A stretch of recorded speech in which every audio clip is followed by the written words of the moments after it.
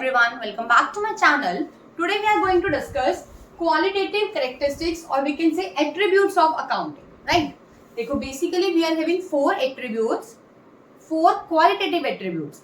First one is reliability, second one is relevance, third one is understandability and the fourth one is comparability, right? Now first one is reliability. अब reliable से आप क्या समझते हैं? Means जिस पर आप ट्रस्ट कर पाए, है ना, जिस पर आप विश्वास कर सके. तो अकाउंटिंग में भी ये बोला गया है कि अकाउंटिंग में जो भी आप ट्रांजेक्शन्स रिकॉर्ड कर रहे हैं वो कैसी होनी चाहिए? रिलायबल होनी चाहिए, राइट? फैक्ट्स के बेसिस पर होनी चाहिए. मतलब आप जो भी एंट्रीज आप रिकॉर्ड कर रहे हैं, जहां पर भी आप शो कर रहे हैं, ऐसा ना हो कि आप कुछ भी हवा में लिखी जा रहे हैं, है ना. आपके पास उसके अगेंस्ट उसके प्रॉपरली आपके प्रूफ्स होने चाहिए. अगर मैं बोलती हूँ मैंने सेल्स लिख करी है ना, तो आपके पास सेल्स इनवॉइस होना चाहिए. इफ यू टॉक हमारी परचेजेस हुई हैं तो हमारे पास उसका परचेज इनवॉइस होना चाहिए, ठीक है, मतलब रिसीट्स होनी चाहिए उसके कॉरेस्पॉन्डिंग, राइट. चलो फर्स्ट है आपका रिलायबिलिटी. देखो क्या कह रहे हैं वो, accounting information must be reliable. ऐसी होनी चाहिए जिसके ऊपर आप ट्रस्ट कर सको, है ना, जिसके ऊपर आप अच्छे से विश्वास कर सको. अब क्या कहा गया, रिलायबिलिटी का मतलब क्या होता है? ऐसी इंफॉर्मेशन जो क्या हो, फैक्चुअल हो एंड वेरीफाइबल हो. मींस फैक्ट्स के बेसिस पर होनी चाहिए, जिसे मतलब ऐसा नहीं है कि बिल्कुल एनोनिमसली आपने कुछ भी रिकॉर्ड करा हुआ है ना, और वो आपके वेरीफाई नेचर होनी चाहिए. मींस अगर आप चाहें, आप उसको वेरीफाई करना चाहते हैं तो आपके पास उसके अगेंस्ट उसके कॉरेस्पॉन्डिंग प्रॉपर डॉक्यूमेंट्स होने चाहिए, ठीक है. The accounting information is said to have verifiability if such information can be verified from source documents. आप अपनी अकाउंटिंग इंफॉर्मेशन को तभी वेरीफाइबिलिटी बोलेंगे या रिलायबल बोलेंगे अगर वो आपके डॉक्यूमेंट्स या वो आपकी ट्रांजैक्शंस या वो इंफॉर्मेशन सोर्स डॉक्यूमेंट्स के कॉरेस्पॉन्डिंग वेरीफाई हो पाए. अब सोर्स डॉक्यूमेंट्स क्या होते हैं? Like your purchase invoices, right, like your sales invoices, cash memos etcetera. Clear. Second one is relevance. अब रेलेवेंस का क्या मतलब है? Means important. तो ये कहते हैं कि अकाउंटिंग में हम सिर्फ उन्हीं ट्रांजैक्शंस को रिकॉर्ड करेंगे जो आपके लिए रेलेवेंट है, जो आपके बिजनेस के ऑब्जेक्टिव्स के लिए रेलेवेंट है, राइट. अगर कोई ऐसी ट्रांजैक्शन है जो आपको लग रहा है कि अननेसेसरी है, इररेलेवेंट ट्रांजैक्शन है, इसको रिकॉर्ड करना इतना इंपॉर्टेंट नहीं है, तो आप उन सभी ट्रांजैक्शंस को रिकॉर्ड नहीं करते हो. सपोज एक एग्जांपल लेते हैं. देखो आपके ना छोटे छोटे खर्चे हो रहे हैं. आपने क्या किया, कुछ भी आप बिजनेस कर रहे हैं, ठीक है, आपने एम्प्लॉइज को एक कुछ रिफ्रेशमेंट दे दिया. अब रिफ्रेशमेंट में आप ऐसे लिखिए टी, फिर आप लिख रहे हैं कॉफी, राइट. अगर आपने उनको बिस्किट्स दिए तो आप लिख रहे हैं बिस्किट्स. अगर आप ये सब एक एक को पास करेंगे कि हमने क्या क्या मील प्रोवाइड करे हैं, तो वो आपका इररिलेवेंट लग रहा है ना, आपका अननेसेसरी लग रहा है. तो इट्स बेटर कि आप इसको लिख दीजिए मिसलेनियस एक्सपेंसेस. छोटे मोटे जो भी आपके खर्चे हुए हैं आपने उन सबको ऐड कर दिया, ठीक है. तो अननेसेसरली आपने एंट्रीज नहीं बढ़ानी होती, आपने क्या करना, रेलेवेंट इंफॉर्मेशन ही लिखनी है, राइट. चलो क्या कहते हैं, accounting information depicted by financial statements must be relevant to the objectives of the enterprise. Company के जो भी ऑब्जेक्टिव्स हैं, जो भी एंटरप्राइज के गोल्स हैं, उसके रेस्पेक्टिवली वो रेलेवेंट होनी चाहिए, राइट. जो भी आपकी अननेसेसरी या फिर इररेलेवेंट इंफॉर्मेशन होगी आप उसको इंक्लूड नहीं करेंगे, not included in the financial statement. Clear. देखो रिलायबिलिटी क्या कह रहा है कि आपकी जो इंफॉर्मेशन है वो कैसी होनी चाहिए, रिलायबल होनी चाहिए. मींस आप ट्रस्ट कर पाओ. अब रिलायबल कब मानी जाएगी? जब आपकी इंफॉर्मेशन वेरीफाई होगी फ्रॉम द सोर्स डॉक्यूमेंट्स. अब सोर्स डॉक्यूमेंट्स क्या होते हैं? Purchase invoice, sales invoice, cash memos etcetera. Means आपकी जो रिसीट्स होती है ना, उसके कॉरेस्पॉन्डिंग आप उन्हें क्या कर सको, वेरीफाई कर पाओ, राइट. और सेकंड क्या है आपका, रेलेवेंस. रेलेवेंस मींस आपने सिर्फ और सिर्फ रेलेवेंट इंफॉर्मेशन को ही रिकॉर्ड करना है. जितनी भी आपकी अननेसेसरी और इररेलेवेंट इंफॉर्मेशंस हैं, you have to just ignore that. Clear.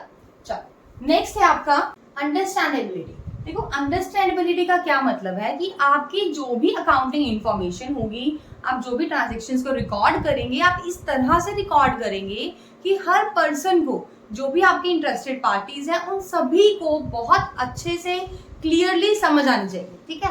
Understandable form में होनी चाहिए. मींस आप इतने कॉम्प्लेक्सिटी के साथ उसे नहीं प्रेजेंट करेंगे कि किसी को वो समझ ही ना आए, राइट. तो देखो क्या कहा गया है, accounting information should be presented in such a simple, बहुत ही सिंपल होना चाहिए और लॉजिकल मैनर। अब ऐसा नहीं है कि आप सिंपल के चक्कर में बिल्कुल ही इलॉजिकल लिखते जाओ, है ना। सिंपल तो होना ही चाहिए, साथ में लॉजिकल मैनर भी होना चाहिए, सो that they can be easily understood by their users. उनके जो भी यूजर्स हैं उसके द्वारा वो अच्छे से समझ आ सके, है ना। क्योंकि देखो, अगर आप कोई ऐसी इंफॉर्मेशन प्रोवाइड कर रहे हो जो आपके यूजर्स को समझ ही नहीं आ रही है ना।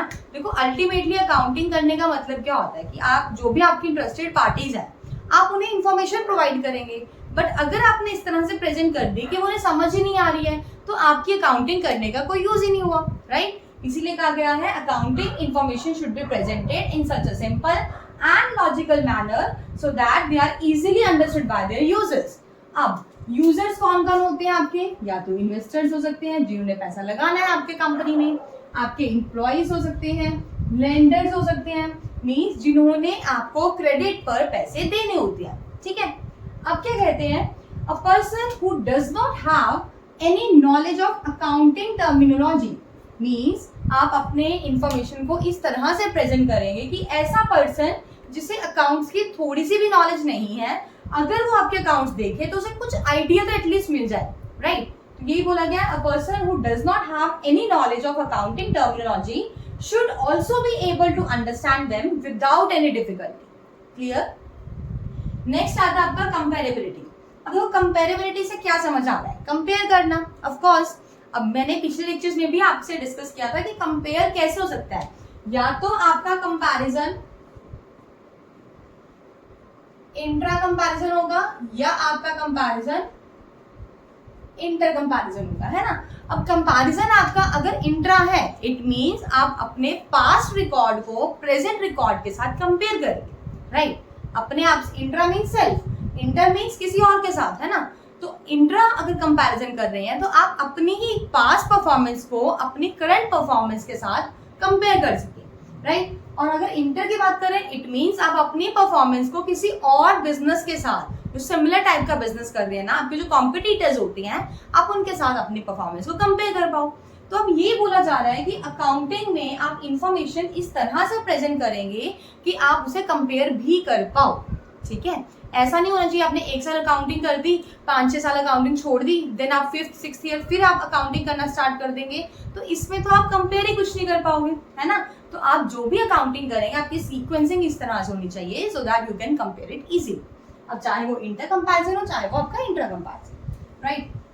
देखो क्या बोला गया है, it is the very useful quality of the accounting information. The financial statements should contain figures of previous year along with the figures of current year. देखो क्या कह रहे हैं कि आप जब भी अपने अकाउंट्स मेंटेन करेंगे ना, तो आपके पास करंट ईयर के फिगर्स के साथ साथ आपके पास पास्ट डाटा भी होना चाहिए, so that the current performance can be compare. जो भी आपकी करंट परफॉर्मेंस होगी आप उसे कंपेयर कर सको विद द पास्ट वन, ठीक है। ये कंपैरिजन क्या है आपका?